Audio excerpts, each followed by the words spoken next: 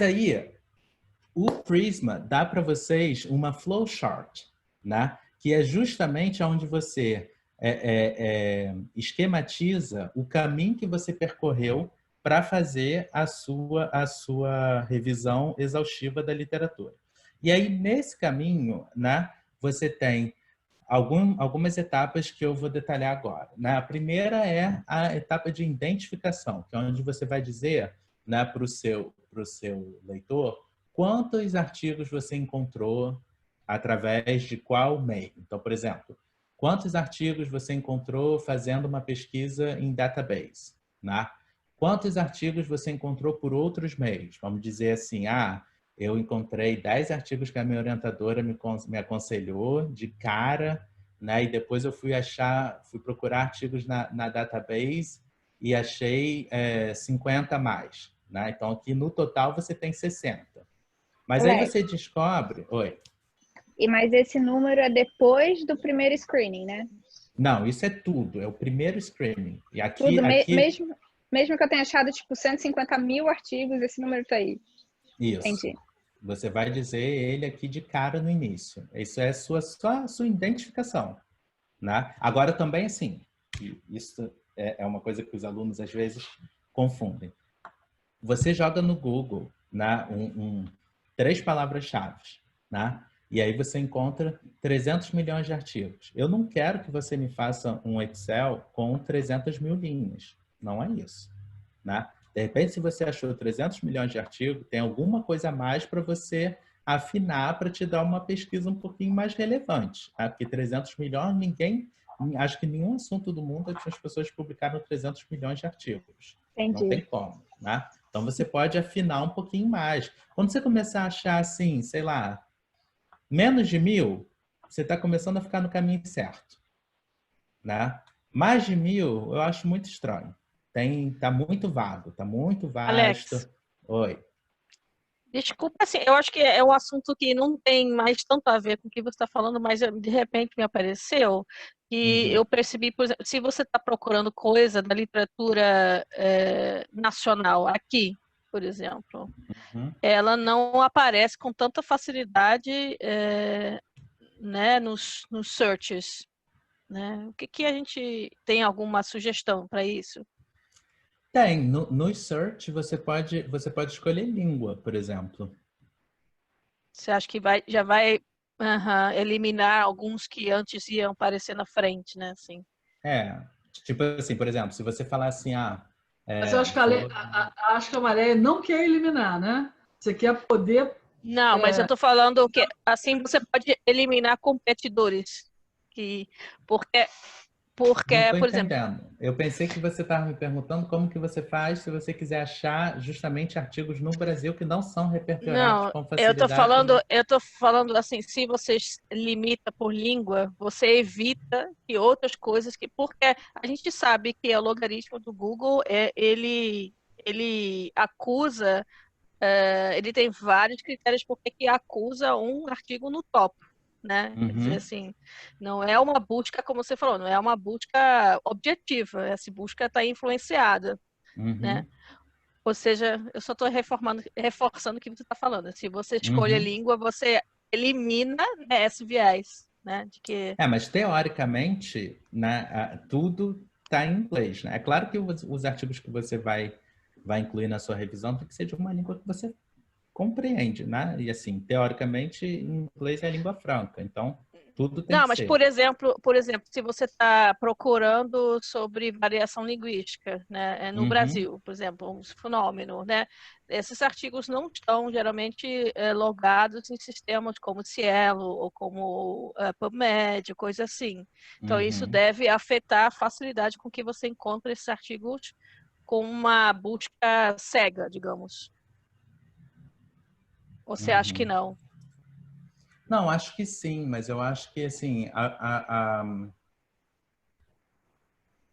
eu acho que existe um trabalho para você fazer que é o seguinte, assim, qual é a parte daquele fenômeno de variação linguística, né, que precisa entrar na sua literatura via os artigos brasileiros né?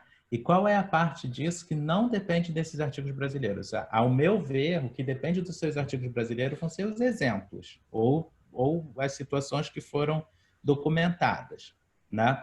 Mas a teoria sobre a variação linguística que você está estudando, ela não está completamente ligada à língua, né? Sim, Porque, por mas exemplo, assim, existem bases do que a gente estuda com variação linguística, né? E teorias sobre uma coisa que acontece e uma coisa que resulta, não, sim, né? mas Agora você esse tem caso as aí não é o pessoas que... problema. Então, esse caso não é o problema. Mas aí você quer achar assim, olha só, então agora eu quero achar o que foi feito em Isso. português, né? Estudando esse fenômeno. Mas aí você já tem uma coisa muito mais narrow para procurar, que é o seguinte, agora eu vou linkar o nome da teoria de variação linguística que eu tô estudando, o fenômeno vai virar uma palavra-chave, né? E aí eu vou colocar, de repente, português do Brasil. E aí eu vou ver quantos artigos vão faltar. Mas qual a probabilidade do Google achar? Essa é um pouco a minha questão, Eu né? não sei. Eu não sei, acho que ninguém saberia te dizer com precisão isso, porque como a gente... o que eu faria era procurar no Google, sim, com o navegador anônimo, né? Que teoricamente é uma coisa que tem que ser igual para todo mundo. Se qualquer um for usar o navegador anônimo, tem que achar a mesma coisa que você. E eu descreveria o máximo de detalhes possíveis, né? Dizendo para o meu leitor como que eu achei esses artigos em português. Tá, Né? ok. Porque é uma pena que realmente essas bases não sejam tão documentadas assim. Mas de alguma forma você está achando eles. O que você precisa me dar é o caminho das pedras. Para eu Talvez achar eles você possa também. botar keywords em português e em inglês na mesma procura. Será que não pode? Mas aí limita, né? Mas a questão não é o keyword ou a busca, a questão é que a minha preocupação é que É a como base de não, dados onde está.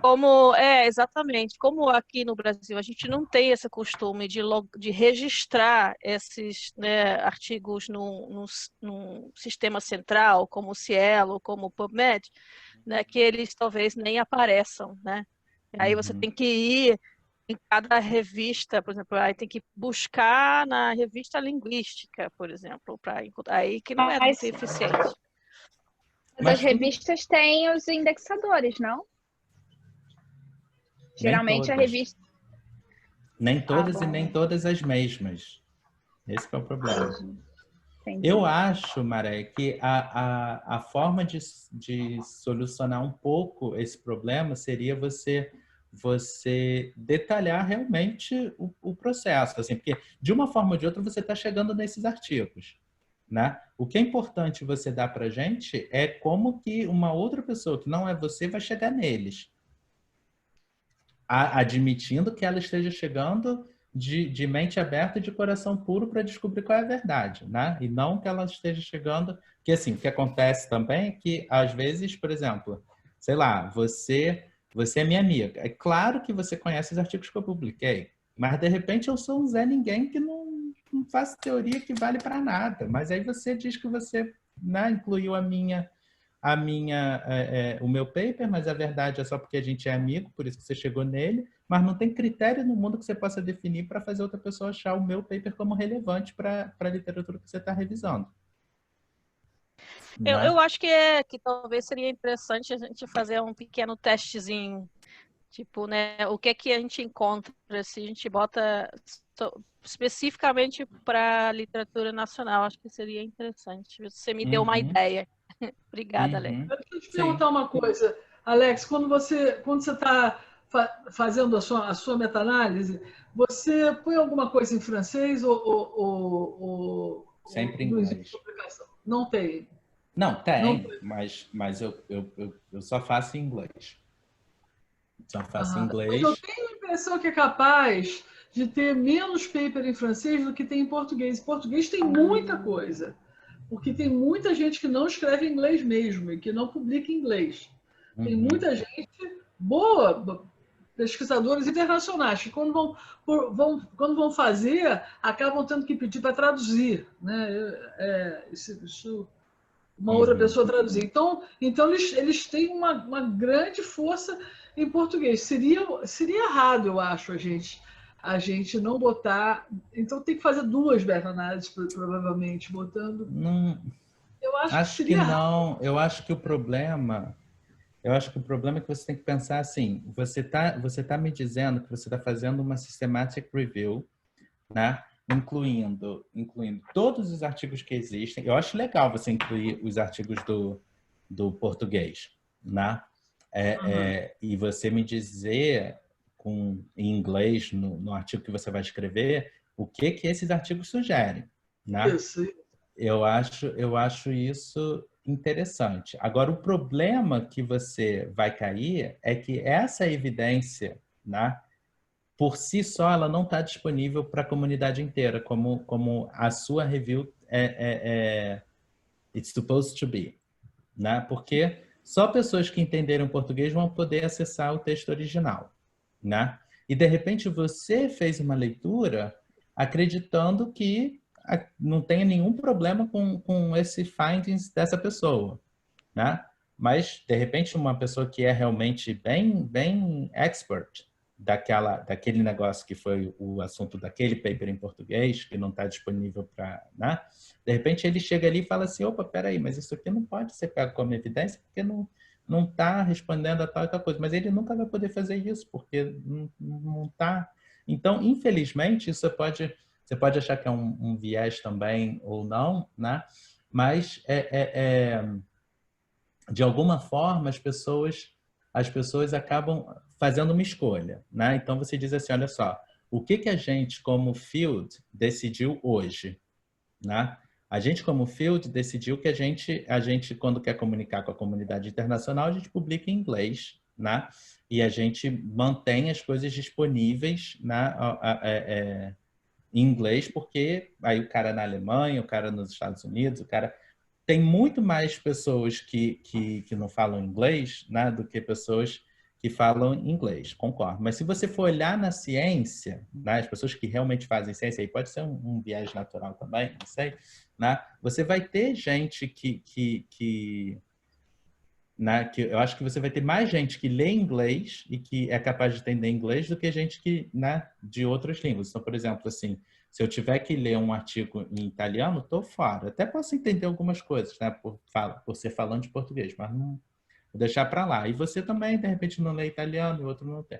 Agora, se de repente, né, ainda que você não seja uma native speaker do inglês, mas tem mais chances de ter mais gente que fala inglês nos Estados Unidos do que qualquer outra língua. Então, eu acho que assim, a aposta que a gente faz vamos fazer essa literatura aqui anglófona, né? Vamos publicar o máximo que a gente publicar em inglês e vamos revisar tudo que foi publicado numa língua que as pessoas podem entender, né? Eu acho que tem muita coisa boa para tirar nos artigos que foram publicados em português. Não estou dizendo que eles têm que ter deixado de lado, mas tem que tomar cuidado com o que está sendo mostrado e o que você... Porque se você chegar... Imagina assim, acho que agora vai ficar mais claro o que eu estou querendo dizer. Se o coração da sua revisão for um assunto assim muito sensível, muito discutível, e a sua única referência para valorizar esse ponto for um artigo em português que ninguém pode acessar, não vai dar certo. Porque não tem como avaliar essa evidência que você tá colocando em highlights. Isso, assim, não sei qual é a solução que seria. Ou seja, depende do seu público, né? Depende do público, depende também do assunto que você está querendo falar, né? Mas eu acho que pode ter alguns assuntos especificamente. Quer dizer, eu posso falar de duas línguas, que talvez em português e italiano também, sabia? Tem muita coisa escrita em italiano, muita coisa escrita em italiano. Mas o ponto que ele levanta é válido, claro, que tem essa questão. Mas sabe por que eu acho que não é válido? Porque eu não estou dizendo para tirar, eu estou dizendo para somar. Não, para somar, eu concordo que tem que somar. Uma pequena parte só, né? Não, eu concordo que você tem que incluir. Eu concordo que você tem que incluir. Eu só estou sendo muito sincero com você que se as principais evidências, se for uma a mais, por exemplo, se for uma meta-análise que você estiver só avaliando a diferença, o tamanho do efeito que foi encontrado num experimento que foi em português, o paper publicado em português, ok, vai aparecer o nome dos autores, o troço está documentado, está tudo bem. Mas imagina assim, que você está fazendo... Imagina que você tem um Chomsky brasileiro, tá? E Chomsky brasileiro só fala português. E tem ideias fortíssimas, coisas assim. Pá! E aí você pega esse cara, o Chomsky brasileiro, você faz a sua review em torno dele, né? Para publicar fora do Brasil vai ser complicado. Porque as pessoas falam assim, mas esse cara tirou isso da onde? Qual é o argumento dele? Essa professora está escrevendo tudo isso, está dizendo que é isso, mas eu não sei se o cara realmente pensa isso. Ele nunca publicou nada em inglês, não dá para entender, não sei. Vai ver ela está interpretando diferente o que ele disse. Entendeu? E aí eu não consigo avaliar nunca. Aí eu não vou deixar passar uma coisa dessa porque eu não sei no que eu estou me metendo. Entendeu? Não dá nem para dizer que o cara tem razão, que não tem razão. Né? É só isso que eu estou querendo prevenir vocês, para não cair nesse tipo de situação. Agora, é claro, se for um a mais, né? Beleza. Agora também você pode fazer o seguinte, como acontece já, né? Você pode decidir que você vai usar todas essas estratégias para fazer a sua revisão da literatura exaustiva, do jeito que você quiser, e que o seu público é o público brasileiro, que você só quer publicar em português e que você vai fazer um paper. Ok.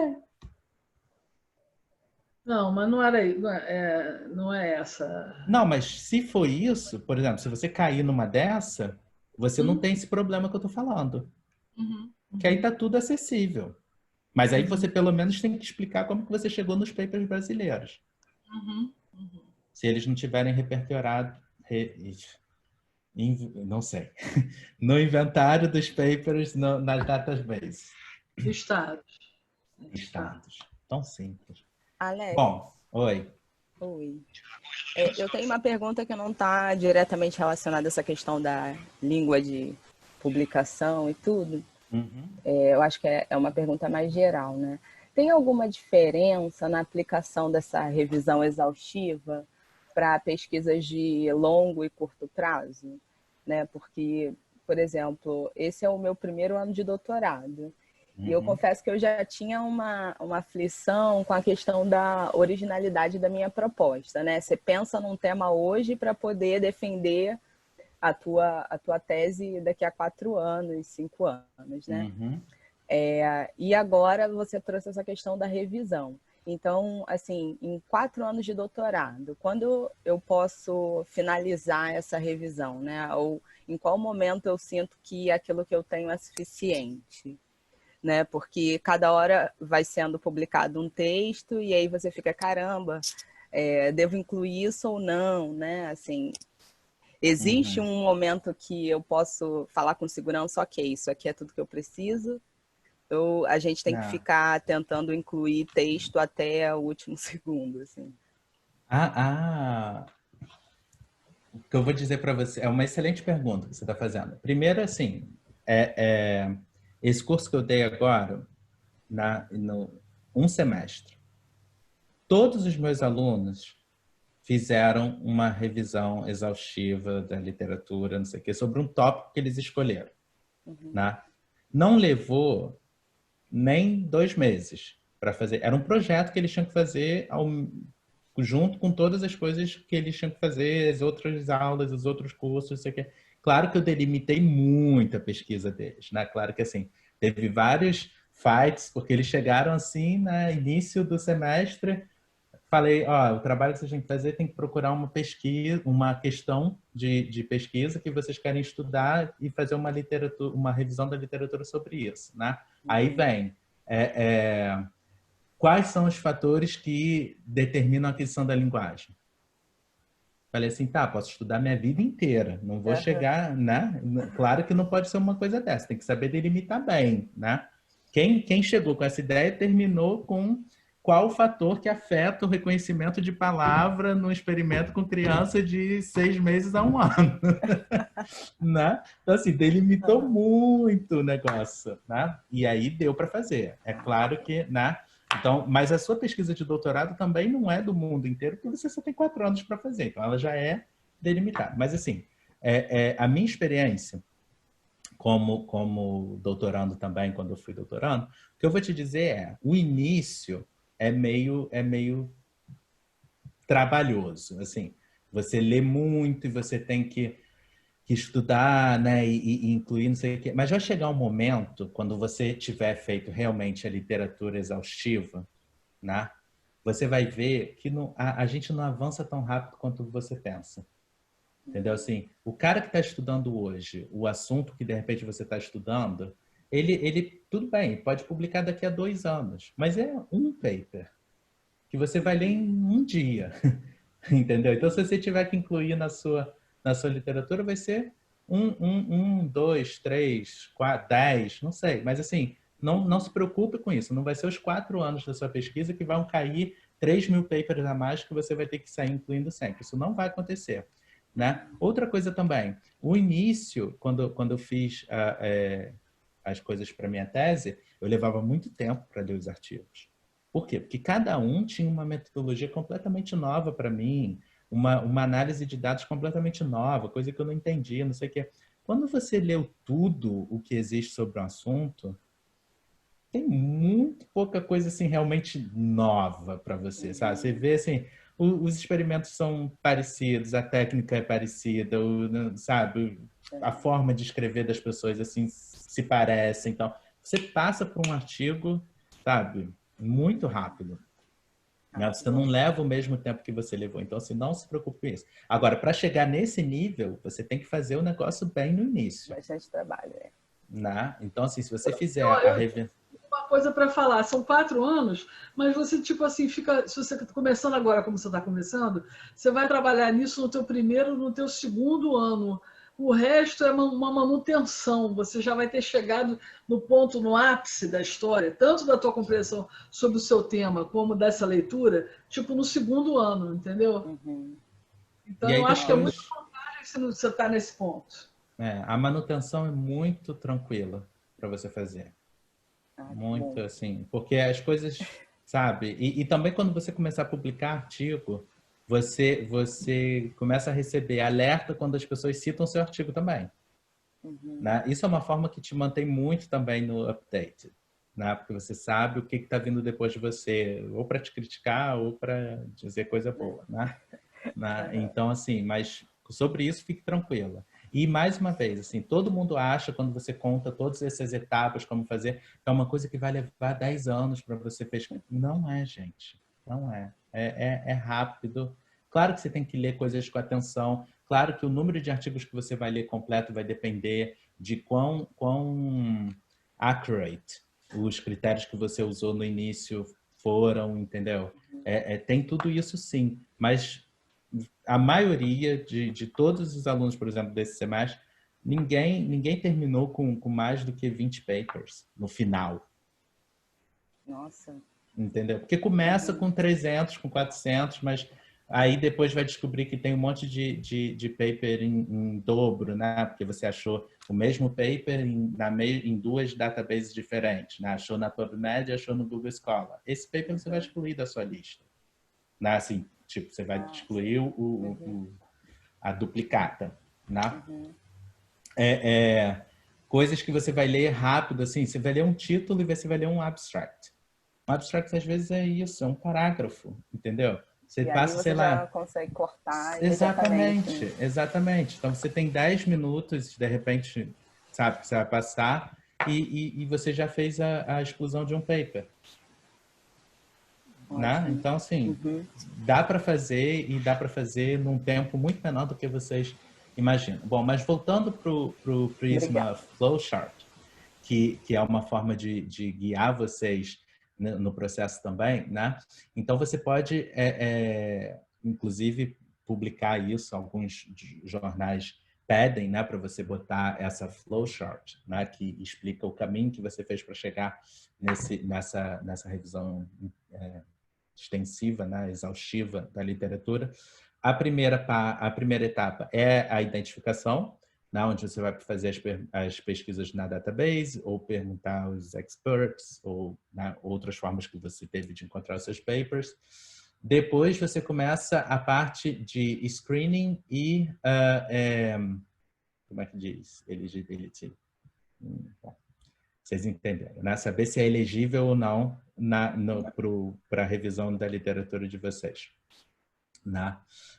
E aí nessa parte é o seguinte, a primeira coisa é uma coisa muito mecânica, que é se você procurou em vários databases, você provavelmente vai cair em duplicados, né? O mesmo paper que apareceu em 2 lugares diferentes. E aí você tem que tirar um dos 2, né? Então, você vai dizer aqui quantos papers você excluiu baseado nisso, né? Quantas duplicadas foram removidas, né? Depois você vai dizer para a gente quantas papers foram excluídos depois do screening, o que é baseado, screening, mais uma vez, é baseado apenas no título e no abstract, né? A eligibility é baseado no texto completo, tá? Aí você vai dizer quantos que foram excluídos na fase de screening, né? E quantos que foram excluídos na fase de eligibility. É claro que você tem que definir também os critérios de inclusão e de exclusão, né? Por exemplo, quando estava no screening, qual era o seu critério de inclusão? Se no título falasse alguma coisa relacionada à criança, se tivesse as palavras-chave relacionadas ao fenômeno que eu estou estudando, e no abstract eu procurava se falava de experimento, né? Se foi feito um teste qualquer, né? Não era só sobre teoria, né? E aí depois, quando você lê o texto completo, você também tem mais critérios. Você quer que o artigo diga para você quantos participantes foram testados, qual foi a população, qual foi a metodologia usada, qual foi, né? E aí você também vai saber se o paper está aderindo a esse critério de inclusão seu ou não. Pode ser que ele não esteja. E aí você vai decidir excluir ele, porque você não faz nada com um paper que você não sabe qual foi a população testada, né? E aí é ok, né? Você vai ter lá na sua folha Excel esse paper marcado como excluído depois do critério na fase de leitura do artigo completo. Por quê? Porque eu descobri que não tinha nenhuma informação sobre a população testada, por exemplo. Né? E aí, depois, vocês vão chegar... Bom, e depois vocês vão chegar na fase final, que eu vou mostrar daqui a pouco, que mostra quantos artigos restaram, tá? No final, na revisão de vocês. Então, só para dar um exemplo de uma coisa razoável, né? E de um verdadeiro estudo que a gente fez, né? E muitos alunos do meu curso esse semestre tiveram flowcharts similares a essa daqui, só para vocês terem uma ideia do número, né? Acho que é a Aniela que estava me perguntando sobre o que seria um número razoável.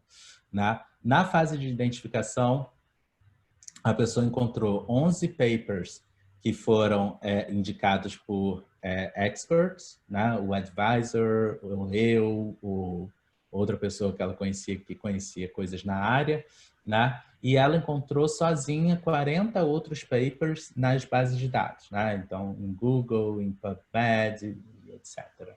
Né? Ou seja, somos 2 dá 51 artigos para fazer o primeiro screening.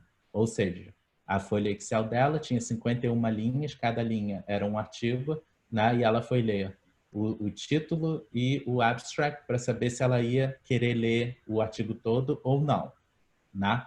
E aí, baseado no título e no abstract, né, ela decidiu excluir 35 artigos, né, porque ela descobriu que não tinha nada a ver com o que ela queria trabalhar. Ou seja, dos 51, você tira 35, sobraram 16 artigos. Né? Desses 16, ela falou, eu vou ler eles todinho, que eu quero saber se eles vão entrar mesmo no que eu estou procurando. E aí, nesses 16 artigos, 5 foram excluídos porque o conteúdo não batia com o que estava sendo estudado na revisão. Ou seja, no final mesmo, artigo incluído nessa literatura exaustiva, que é, né, supostamente completa, que tem tudo que foi descoberto sobre essa pesquisa, essa questão de pesquisa precisa, tiveram 11 artigos. E, muito honestamente, quando você faz o negócio realmente bem feito, é raro que você consiga achar muito mais. Você fica sempre num número ali entre 11 a 20, e às vezes, assim, quando é uma área bem pesquisada, você fica por volta de uns 30, mas é muito raro. Então, assim, é uma coisa justamente para mostrar para vocês que não é para ter medo. Oi? Alguém perguntou alguma coisa? Esse número é um número ótimo, né? É um número que dá para você manter o conteúdo desses 11 artigos na tua cabeça, né? Com certeza. Pra você argumentar, né? Uhum. E aí tem a favores e contra, tem contraste nessa literatura de 11. Né? Exatamente. Quando é um artigo assim, um assunto muito mais debatido, muito mais largo, você pode encontrar mais, mas assim, você tem que também ter uma questão bem definida de pesquisa, né? Para você saber o que você está procurando. Né? Quanto mais larga, mais vasta for a sua pergunta, mais artigo você vai encontrar. Né? Mas não é um interesse. Quando você está pesquisando um fenômeno, você tem uma pergunta bem precisa na sua cabeça. E é baseada nela que você tem que fazer a sua review e definir bem quais são os seus critérios. Né? O Prisma Checklist, né, tem outros items, né, que eu não detalhei ainda sobre a metodologia que você usa, né, para fazer a sua review. Por exemplo, eles têm conselhos sobre o protocolo e a registration, né? Ele pede para vocês indicarem se teve uma forma pré-definida de fazer a pesquisa, aonde que você pode acessar, tipo aquela folha Excel que eu mostrei ainda agora, né? Onde tem todos os artigos listados e aonde você sabe quem foi excluído e por quê, né? Se vocês podem dar um link oferecendo ao leitor a possibilidade de acessar esse documento, né? E se você, antes de fazer a sua pesquisa, da mesma forma como antes de você fazer um experimento, às vezes você pode fazer uma pre-registration, existe o equivalente disso para uma systematic review ou meta-análises, né? Eles pedem para vocês especificar as características do critério de elegibilidade, né? Então, quantos anos você está incluindo na sua pesquisa, porque de repente você pode falar, eu só quero fazer uma revisão da literatura dos últimos 20 anos sobre um certo assunto, né? E aí você vai determinar os anos. Ah, não, eu vou querer incluir a língua, por exemplo. Não, só quero saber de paper em português feito sobre falantes de português, não sei o quê. Vai ser uma coisa limitada, mas vai ser completa com base nesse critério que você definiu, né? Vou decidir que eu só quero paper que realmente foi publicado. Não vou fazer na minha pesquisa revisão de paper que não foi publicado. É um critério. Você poderia decidir incluir publicado e não publicado, mas você pode escolher que você quer fazer só com os papers publicados, né? E você tem que dar um argumento para esses critérios que você definiu. Por que você só quer incluir paper que foi publicado? Né? Ou, por exemplo, por que você, se você decide que você só quer incluir paper que tem a ver com criança, por quê? Porque eu estou interessado em fazer um experimento com criança baseado nisso. Né? Você vai justificar as suas escolhas. Né? Depois, você tem que apresentar a sua estratégia para achar os papers, né? Que é o que eu estava explicando para a Maréia ainda agora. Né? É ok de achar paper em português, sei lá, publicado nos jornais brasileiros, mas você tem que dar o caminho das pedras, detalhado, para que alguém que esteja no outro lado do mundo, se tiver que achar esses mesmos artigos, consiga achar. Né? Aí você pode falar assim, não é o suficiente eu dar o link da página onde está o artigo? Não. Porque você dando o link, eu não sei de que e-mail você chegou nele. Entendeu? De repente você chegou nele porque alguém te aconselhou. Mas essa pessoa tem uma opinião enviesada da área, né? Então você tem que dizer realmente qual foi o caminho. Né? Se você estava disposto a achar todos os artigos que existem sobre o assunto, como que você chegou nesse em particular? Né?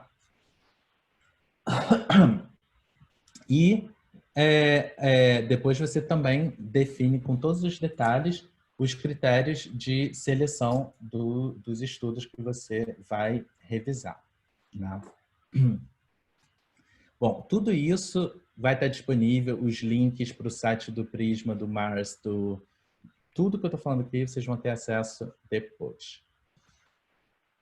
Uma coisa que eu queria dizer para vocês é que essa forma de olhar para para todos os artigos que existem, né, que são relevantes para uma certa questão de pesquisa, né, claro, vocês vão acreditar em mim, que é uma forma ótima de fazer ciência, né? Mas ela é muito melhor do que a estratégia de você fazer uma qualitative review só pensando em alguns papers que você acha que colam bem com a sua história. Mas o que eu queria salientar para vocês também é que esse tipo de estratégia ele pode ser usado para tudo, para qualquer coisa que você queira estudar na vida, né? E isso é uma forma de representar as hipóteses, né, baseadas na evidência. Né? Você constrói as hipóteses. Então, por exemplo, digamos assim, você quer fazer yoga, né? Mas você não sabe se yoga é bom ou se não é bom para um certo tipo de coisa que você quer. E aí você vai ver papers que foram publicados sobre esse assunto, o que foi publicado a favor, o que foi publicado contra, quais foram os resultados no qual chegaram, o que pode ter feito que um achou que era negativo, o que pode ter feito que o outro achou que era positivo. Eu quero saber se eu mando meu filho para uma escola Montsouris ou não. Vai ver os papers que foram escritos falando de escola Montsouris, se era eficiente, se não era eficiente, qual era o problema que tinha, quando que dava bons resultados, quando que não dava bons resultados. Você pode usar isso para tudo. Né? E essa mesma forma também, um exemplo que eu gosto muito é esse site que eu coloquei aqui para vocês, que é uma forma de você você fazer estudos baseado no que existe de linguística evolucionária, acho que é a tradução boa, né? Que se chama Database Tilt, né? Vocês têm um link aqui e eu vou aconselhar vocês também olharem o vídeo onde o autor explica como que funciona a database e é maravilhoso, assim, você coloca, por exemplo, um fenômeno da linguística lá, e você diz assim, agora eu quero achar todos os artigos que podem me mostrar, de repente, um link causal com esse outro fenômeno. Sei lá, por exemplo, será que o número de participantes afeta a percepção de fonemas? Né? E aí você coloca dois drop and drag, tá? Você coloca esses dois botões no seu parâmetro de pesquisa e ele solta um algoritmo baseado em todos os papers que estão nessa database e ele mostra para você quais foram os papers que acessaram justamente esse link entre o número de participantes e a percepção de fonemas, por exemplo. Né? É um negócio super interessante. E isso, o algoritmo que é usado é exatamente o que vocês têm que usar na hora de fazer uma revisão da literatura. É linkar tudo que existe para responder essa pergunta. E claro que depois vocês vão selecionar o que realmente é pertinente para a pergunta que vocês têm. Não? Linguística evolutiva. Sim, isso. E o que eu tinha falado? Evolucionária. Você entendeu, né? Tudo bem, a gente entendeu. Entendeu o título. É complicado, o slide está numa língua, você está falando em outra e a cabeça está em outra, né? Bom, tem uma série de outros itens nessa lista do Prisma que eu, infelizmente, não vou ter tempo de abordar, mas que vocês podem acessar nesse paper de 2018, do Moller, né, que explica bem em detalhe cada um deles, por exemplo, que explica sobre como que você pode fazer, né, para integrar essa literatura de uma forma que tenha sentido, né? E aí ele fala dessa questão da heterogeneidade dos artigos, né? E como que eles podem ser comparados entre eles, como que você, por exemplo, pode pensar na questão de para evitar os vieses, né, na hora de fazer a sua revisão da literatura, para você não ter uma opinião muito forte sobre o que vai ser o resultado, né, como que você pode achar opiniões favoráveis ao que você pensa e também contrárias ao que você pensa, que possam te permitir construir uma teoria muito mais completa, muito mais bem fundada, né? Como que você pode acessar possíveis erros, como que você acessa, como que você pode julgar se as estatísticas do paper que você está revisando foram feitas de forma adequada ou não, né? Então, assim, eu vou direcionar vocês para essa literatura se vocês quiserem saber mais detalhes sobre cada um desse ponto. Aí agora é o seguinte, tudo que eu estou falando até aqui é de importância de você fazer uma systematic review, né? Que é aquela revisão exaustiva, que você tenta não fazer sem viés, que você descobre a verdade a partir da literatura e não ao contrário, né? Você não vai fazer uma revisão para validar o que você acha que é a verdade. E eu falei para vocês que a única diferença da meta-análise é que é uma forma de você fazer tudo isso, mas você incluir números, né? Aí é o seguinte, que horas que nós temos? É ok continuar, Aniela? Sim, é ok. Se as pessoas não puderem, elas fazem o que elas têm que fazer, mas a gente está continuando com muito interesse. Porque assim, agora sim, eu posso contar tudo. Só se você já assistiu até aqui, já é bem completo e bem legal o que você ouviu até aqui. O que eu vou falar agora é mais assim interessante para quem quer aprender a ler uma meta-análise, saber interpretar uma meta-análise, né? E de repente fazer uma meta-análise no futuro, né? Mas assim, é só mais essa parte dos dados, né? Então, a gente está sempre medindo alguma coisa, a gente está sempre calculando alguma coisa, né? É com base em algum critério que a gente definiu. E aí a meta-análise entra como um participante no seu experimento. Ou melhor, cada paper numa meta-análise entra nela como um participante entra no seu experimento. Né? Então, por exemplo, quando você faz um experimento, você testa um participante só? Não. Ninguém testa um participante só.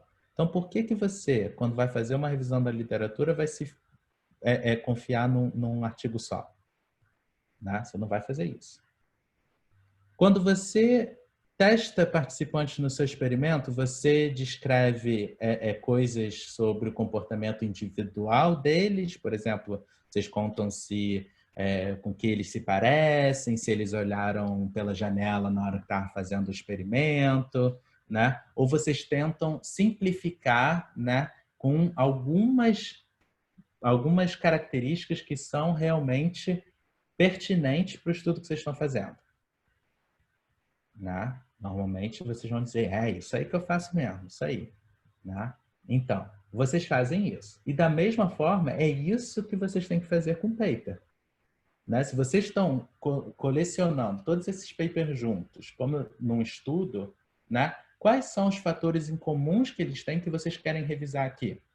De repente, qual é a população, quantos participantes foram testados, qual é o estímulo que foi usado, qual é a metodologia, qual foi o tipo de análise estatística que foi feita. Isso são formas interessantes, né? São características pertinentes para você fazer essa revisão. Né? Quando você quantificou tudo, né, do seu experimento, né, você coloca num num tableau, numa table, numa tabela. Numa tabela, o valor de cada participante, ou você coloca uma coisa mais global sobre essa média, né? A gente, na verdade, o que a gente faz é que a gente faz estatística, né? Se você tá fazendo um experimento que você tem 2 grupos, eu não quero saber que o participante 1 teve 10, o 2 teve 5, o 3 teve 6. Eu quero saber qual é a média de um grupo, qual é a média do outro grupo. Quero saber qual é o erro, né?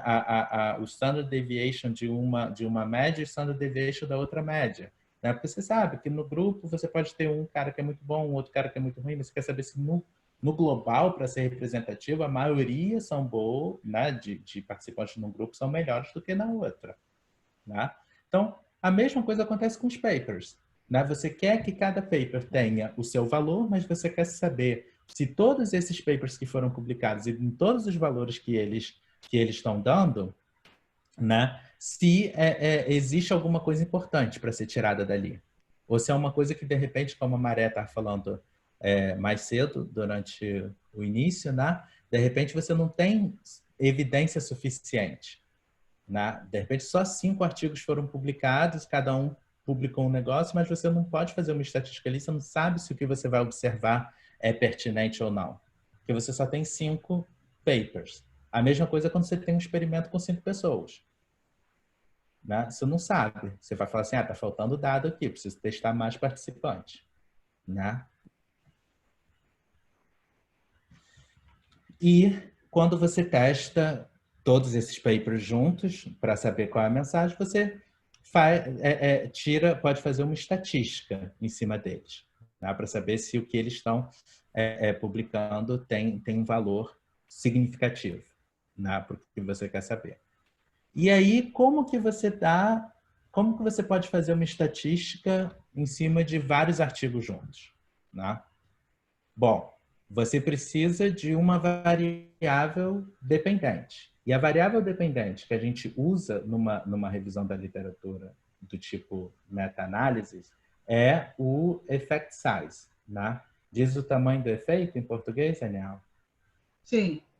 Diz tamanho do efeito? Isso, exatamente. Eu estou achando que tá muito vasto para o meu gosto. Bom, e aí, então você tem os valores, o tamanho do efeito que você pode calcular de uma forma padrão, através dos papers, né? E é claro que, para você achar a fórmula certa de calcular o tamanho do efeito em cada paper, vai depender um pouquinho da metodologia e da variável dependente, né, que foi observada. Né? Então, por exemplo, vai depender se o paper usou o design within participants ou between participants. Então, tá. Aí na hora de calcular o tamanho do efeito do estudo que você está analisando, então vai depender um pouquinho do design que foi usado, né? Vocês podem ter fórmulas diferentes dependendo do que foi medido, né?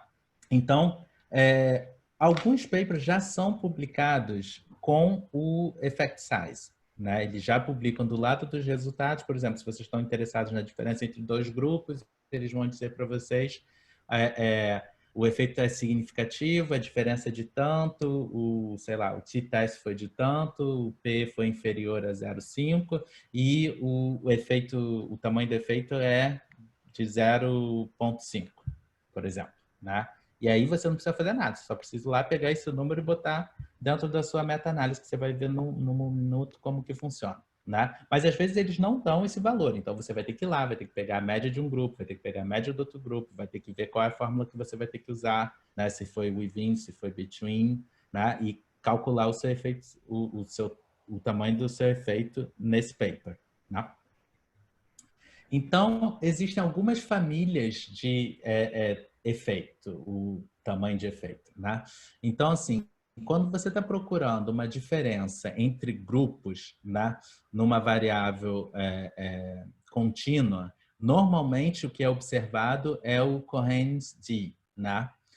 Quando você está procurando uma correlação, né, entre duas medidas, né, que foram feitas no estudo, normalmente é o Pearson's R, né?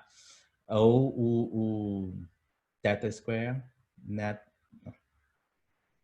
Não sei como que fala, não, mas é esse N ao quadrado, né? Quando você está procurando uma associação entre duas variáveis categóricas, né, que vocês vão ver no minuto como funciona, por exemplo, se é 0 ou se é 1, ou se é viveu ou morreu, por exemplo, você calcula o odds ratio, né? Então, e tem fórmulas que vocês podem achar na internet para calcular, como que diz? Converter converter um tamanho de um efeito de uma família para outra. Vamos dizer assim, todos os papers que eu estava lendo aqui estava comparando dois grupos, então eu decidi que eu ia usar o Cohen's d. Aí cheguei no raio do último paper que eu incluí e nele estão me dando o Pearson's R, né? E aí, como é que eu faço para botar uma coisa que é comparável com Cohen's d? Aí você vai achar a fórmula que converte o Pearson's R para Cohen's d. Eles vão te dizer, né? Você vai poder calcular. Aí todos os artigos na sua meta-análise vai estar com Cohen's d. Tá? O que não tinha Cohen's d de base, você converteu. Posso perguntar, você já escreveu um meta-análise? Já. Uhum. E foi você que fez todos os cálculos ou você acha melhor você se juntar, por exemplo, com alguém que é estatístico? Então, você vai ver em um minuto que você pode fazer todos os cálculos. Tem site que faz os cálculos para você. Que ótimo. Muito fácil. Tá bom. É realmente muito fácil. E se você não achar o site que faz o cálculo para você, você me escreve, eu te mando a fórmula também. Tem package no R que faz isso também para você. É uma fórmula. É só, ele vai te dizer assim, sei lá, se você quer calcular o Cohen's d, ele vai falar assim, me fala qual foi a média 1. Tá. Qual foi a média 2? Tá. Assim, grupo 1 e grupo 2, tá? Tá. Qual foi o standard deviation que você observou nessa média do 1? Ok. Qual foi a média do 2? Ok. Tá. Aí vou calcular o poolet. Ok. E quantos participantes tinha no grupo 1 e quantos participantes tinha no grupo 2? Ok. Tá. Calculou o seu Cohen's d só com essas informações. Entendeu? Que ótimo. Quer dizer, você chega a essa... Você faz isso artigo por artigo que você resolveu incluir, é isso? Exatamente. Exatamente. Porque você quer ter uma ideia de artigo por artigo que você incluiu, qual foi o tamanho do efeito que eles observaram. Porque depois você vai querer saber se o que eles estão contando no artigo deles está influenciando o tamanho do efeito que foi observado. Entendeu? Qual foi o moderador desse efeito que eles observaram? Né? Será que um artigo X teve mais efeito do que um artigo Y? Qual é a diferença entre eles? Porque você precisa saber disso. Né? Então, assim, para dar um exemplo para vocês, e aqui vocês podem ter, eu botei o link do aplicativo que vocês podem usar para calcular o Cohen's d, também para ver o que significa um Cohen's d de 0,2, de 0,5 no mundo da ciência. Então, você imagina assim, você tem dois grupos, né? Que isso tudo aqui é o espaço de valores que foram observados num grupo e aqui é o espaço de valores que foram observados no outro grupo, né? Então, você tem o azul escuro, né? E o azul claro. Né?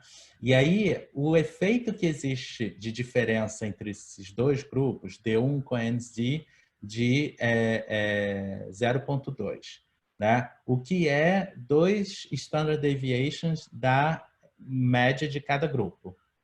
Né? Então, aqui você pode ver, por exemplo, os índices, né, com respeito à interpretação. Então, por exemplo, você pode ver que no geral, né, com esse coenzí e essas duas distribuições e essa diferença entre as duas distribuições, você tem um overlap de 92%, né, o que é extremamente alto, né? E a probabilidade de você fazer um estudo, né, com dois grupos similares e de você observar um efeito, né, uma diferença, assumindo que você tem, por exemplo, assim, um grupo de 17 participantes, mais ou menos, em cada condição, você tem um nível de chance aqui de achar uma diferença. Ou seja, na metade do tempo, você vai achar uma diferença e na outra metade você não vai achar diferença. Né? Então, assim, é um efeito bem fraco, bem pequeno, né? E praticamente inexistente. Né? Porque existe, mas você só vai achar uma vez sobre 2. A diferença entre dois grupos é assim, que se comportam dessa maneira.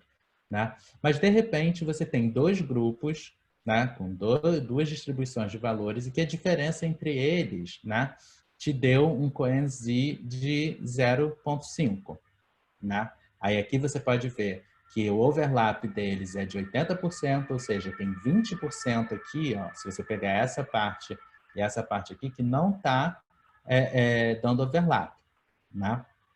E você tem a 63% de chances de achar uma diferença entre esses dois grupos se você fizer um experimento com 6 participantes, o que é pouquíssimo. Né? Se com 6 participantes você tem 63% de chance de observar uma diferença, é que esse efeito realmente é poderoso, né? É mais forte. Né? Então, vocês podem brincar com o coenzí e com as diferenças entre dois grupos ou duas distribuições de valores, né, nesse site aqui. Alex, Oi? Desculpa, às vezes vem no próprio paper, é isso? Esse valor também? Do coenzí, É muito difícil fazer isso? Por que todo mundo não faz logo para facilitar um pouquinho? Tem gente que não faz porque não aprendeu o que tinha que fazer, né? Não acha necessário. Muita gente, né, faz um t-test e só bota o valor do T e o valor do P. Né? Alguns jornais obrigam a você agora colocar o coenzí, né? Se você está analisando dois grupos. Outros não obrigam. Né? O melhor, o dia que você fizer um experimento, é você colocar. Que aí você dá essa informação. E se alguém um dia quiser fazer uma meta-análise usando o seu paper, vai ser facinho de achar essa informação. Né? E de quantificar e de saber, ter uma ideia, né, intuitiva de quão potente é o seu efeito que você está observando. Entendeu? Então, será que as pessoas... Com essa ideia de que, por exemplo, valores assim de 0,2 são valores fracos, né? 0,5 já é uma coisa média para boa, né? 0,8 para cima já é uma coisa assim bem importante, ou seja, falar já tem um efeito robusto, né? Assim que a gente interpreta. Isso é só uma ideia intuitiva que te permite saber qual é a força do efeito que alguém observou. Entendeu? Quando esse D é muito pequeno, você sabe, olha, esse resultado aí tá meio fraco. E pode ser por várias razões. A primeira é que pode ser que o que eles estão dizendo que tem um efeito não tem, né? A segunda pode ser que, de repente, eles não testaram muitos participantes ainda. Tem pouco participante no grupo, né? Ou tem, sei lá, pouco item no experimento. Né? Tem várias coisas que podem justificar. Né? Bom, a segunda forma de avaliar o strength do efeito que foi observado é também a correlação, né? Que é uma medida onde você associa, né, duas variáveis contínuas. Então, você imagina, você tem um exemplo aqui, né, da esquerda, onde você vê realmente uma forte correlação entre duas variáveis, onde mais acontece uma coisa, mais os valores aqui sobem. Né? E você tem, então, aqui o coeficiente de correlação é de 53%, né, você tem uma variável aqui de overlap entre as duas distribuições de valores, que é em torno de 28%, ou seja, na azul escuro e azul claro, as duas variáveis, e a parte onde uma depende da outra, que é essa parte aqui do meio, vocês estão vendo, que é em torno de 28%. E vocês têm do lado esquerdo, do lado direito, um exemplo onde essa correlação é muito fraca, né? Por exemplo, aqui você vê que essa linha de correlação ela já está quase flat, né?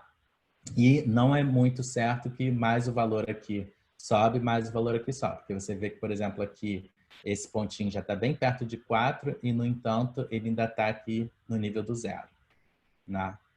Ou se aqui mais subisse, aqui ia subir mais, esse ponto aqui tinha que estar por aqui, mais ou menos, o que não é o caso. Né? Então, você vê que aqui a correlação é só de 0,2, né? E a parte que eles dividem de variabilidade é só esse pedacinho aqui, bem pequenininho, de 4%. Ou seja, aqui não existe correlação significativa. Vocês também podem brincar com essa coisa da correlação e calcular a correlação também, né, nesse site aqui que eu coloquei. Né? E agora a terceira família... Oi? Alex, Oi? rapidinho, desculpa. Eu posso ter perdido porque eu estava colocando meu filho para dormir. Uhum. Mas eu não entendi por que a gente tem que calcular e registrar essa questão do efeito. Tipo, qual a diferença para a significância? É isso que eu fiquei perdida para o p-valor, no caso. O que a gente está tentando abordar agora é justamente o contrário da significância. Né? Na verdade, é o seguinte, quando você publica um artigo, você diz, né, se a diferença entre duas coisas era significativa ou não, e aí é importante você dar o P, que é o que vai dizer se é significativo ou não. Mas quando você está fazendo uma revisão da literatura, você quer ter uma forma de poder quantificar esses papers e saber quantificar o valor da evidência que eles estão dando. E, às vezes, pode ser que o P ali nem tenha sido significativo. Mas você quer saber por que nesse estudo em particular esse P não foi significativo e por que num outro estudo esse P foi significativo. Né? E aí você não quer simplesmente só comparar os P's e falar assim, aqui P é significativo, aqui P não significativo. Né? Porque não te dá uma medida palpável. Né? Agora, se você calcular o tamanho do efeito, né, desses estudos, você vai poder saber se, de repente, mesmo esse estudo que teve um P que não era muito significativo, qual era o valor da diferença entre os dois. Muito provavelmente vai ser perto de 0, e foi por isso que ele não foi significativo. Né? Agora, pode ser que não seja. Pode ser que tenha um valor diferente, até negativo, né? E aí você vai querer saber o que faz que esse paper em particular não observa um efeito negativo. Porque, de repente, você vai observar um padrão fazendo a sua revisão da literatura que vai ser assim, mais os papers têm participantes, mais eles observam valores positivos de efeito. Né? Mas menos eles têm participante e aí eu vejo eles mais no lado onde não tem efeito nenhum. Aí você sabe que, então, o número de participantes é um fator determinante para você observar um efeito nessa literatura. Né? Pode ser que estejam outras coisas. Pode ser que, assim, quando você testa criança funciona e quando você testa adulto não funciona. Aí você quer saber se esse paper que foi publicado que não tinha um P significativo, né, qual era a característica dele. E se essa característica dele é similar a outros papers que também não tiveram P significativo né, e tiveram as mesmas características. Alex, eu não sei se é isso que a Natasha quer saber, mas, de repente, né, o que o efeito de poder considere de diferente do que, por exemplo, um valor P, que faz com que ele seja uma medida mais diferencial? Deixa eu ver se eu entendi. Deixa eu tentar explicar para a Maré, para aí você ver se eu entendi, que eu acho que eu entendi. O P vai me dizer, na minha amostra, se a minha hipótese de que as amostras são diferentes, por exemplo, é válida, né, na minha amostra. E o efeito vai me dizer se a minha amostra é representativa da população, é isso? É representativa dentro da literatura. Como que a sua amostra contribui pro conhecimento que foi construído na literatura. Tá. Não, então não respondeu minha pergunta ainda. Mas isso eu acho que é uma pergunta estatística, de cálculo. Depois eu posso também procurar saber melhor. Porque ele deve ter... Perguntar que serve para as outras pessoas também. O que é? Não, se ele souber responder, né? Porque de repente não é tão fácil responder. Pergunta. O que que, por exemplo, o que que no cálculo do poder de efeito, por que que ele é diferente do, por exemplo, eu entendo que ele é diferente do valor P, mas o que é que ele leva em consideração que faz com que ele seja uma medida mais comparável? Então, o valor P, ele só te dá uma probabilidade de você observar esse efeito, né, ao azar. Ele vai te dizer significativo ou não significativo. Mas quando você compara os papers entre eles, por exemplo, você está fazendo uma revisão da literatura, você está colocando não, todo isso mundo, eu entendi. Né? Então, o P em si, ele não te dá uma forma de comparar os estudos entre eles. Porque o P, por exemplo, um estudo que teve um P mais significativo do que o outro, não quer dizer que é melhor do que o outro. Não, eu entendo isso, mas eu quero entender o porquê. O que que o poder de efeito considera, né, no seu cálculo, que faz com que ele seja uma medida mais sensível ao efeito? Então, porque ele pega em consideração o P, ele vai pegar o seu valor, né? E vai te dizer assim, tendo em vista que esse teste que você fez, né? Esse número de participantes, essa standard deviation que você observou, a probabilidade desse efeito aqui ser falso é igual a tanto, né? Agora, o outro, ele faz assim, olha só, eu tenho todas essas diferenças aqui, né? Que você observou. Esse mesmo número de participantes, esse tamanho de erro é possível, padrão, né? O desvio padrão que você observou. Entendeu? E aí eu vou te dizer, né, qual é a força desse efeito, né? E aí você vai ter força pequena, você vai ter força grande, né? E aí você...